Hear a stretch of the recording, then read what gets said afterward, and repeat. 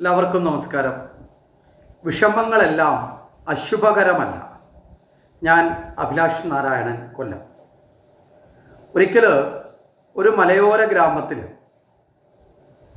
ഒരാൾ വളരെ ദൂരമായ ഒരു യാത്രയ്ക്ക് വളരെ കാലമായി ആഗ്രഹിച്ചിരിക്കുന്ന ഒരു യാത്ര അത് ചെയ്യേണ്ട സുദിനത്തിൽ അയാൾ ആ യാത്രയ്ക്ക് തയ്യാറെടുത്ത് വീട്ടിൽ നിന്ന് എല്ലാ ഒരുക്കങ്ങളും നടത്തി യാത്രയ്ക്ക് വേണ്ടിയിട്ട് ആ മലയോര പാതയിലൂടെ ആ വാഹനം, തനിക്ക് പോകേണ്ട വാഹനം ബസ് കടന്നു വരുന്നതറിഞ്ഞ് വളരെ വേഗത്തിൽ തൻ്റെ വീട്ടിന് മുന്നിൽ തന്നെയുള്ള സ്റ്റോപ്പിലേക്ക് എത്തിയാൽ തനിക്ക് ആ വാഹനത്തിൽ കയറി യാത്ര ചെയ്യാം എന്നുള്ളത് കൊണ്ട് വീട്ടിൽ നിന്ന് വളരെ വേഗത്തിൽ അദ്ദേഹം പുറത്തേക്ക് ഓടിയിറങ്ങി വരുന്ന സമയത്ത് വീട്ടിൻ്റെ മുന്നിൽ അവിടെ ഉണ്ടായിരുന്ന ഒരു കല്ലിൽ തൻ്റെ കാല് തട്ടി കാല് മുറിഞ്ഞു, നഖം ഒന്നിളകി. അതിശക്തമായ രക്തപ്രവാഹമായി. വേദന കൊണ്ട് പുളഞ്ഞ ഇദ്ദേഹം തൻ്റെ കാല് പൊത്തിപ്പിടിച്ചുകൊണ്ട് അവിടെ ഇരുന്നു. ഈ വാഹനം വന്നു. അവിടെ യാത്രക്കാരും ആ സ്റ്റോപ്പിലില്ല എന്ന് മനസ്സിലാക്കിയ ഡ്രൈവർ ആ വണ്ടി വിട്ട് മുന്നോട്ട് പോവുകയുണ്ടായി. ഇദ്ദേഹത്തിനാകട്ടെ ഈ കാലിൽ ഈ ആഘാതം ഉണ്ടായതുകൊണ്ട് ഈ ബസ്സിലേക്ക് പോകുവാൻ സാധിച്ചില്ല. അത്ര കണ്ട് രക്തം വളരെ വേഗത്തിൽ പുറത്തേക്ക് ചീറ്റി.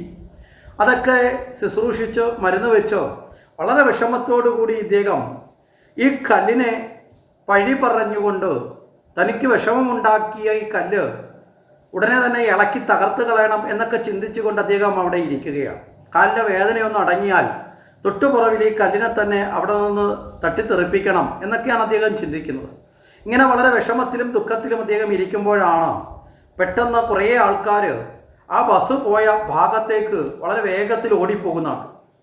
എന്താണ് ഇവരെല്ലാവരും അങ്ങോട്ടേക്ക് ഓടുന്നത് എന്ന് ചിന്തിച്ചുകൊണ്ട് വയ്യാത്ത കാലുകൊണ്ട് അദ്ദേഹം ആ മുറിവൊക്കെ കെട്ടിയ അദ്ദേഹം വളരെ പതുക്കെ നടന്ന് വഴിയിലേക്കെത്തി.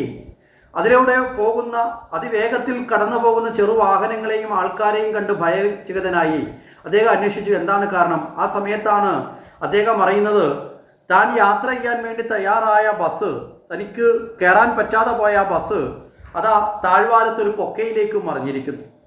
ആ കൊക്കയിലേക്ക് ആ ബസ് മറിഞ്ഞ് അതിലുള്ളവർക്ക് പലർക്കും പലതരത്തിലുള്ള അപകടങ്ങൾ പിണഞ്ഞിരിക്കുന്നു.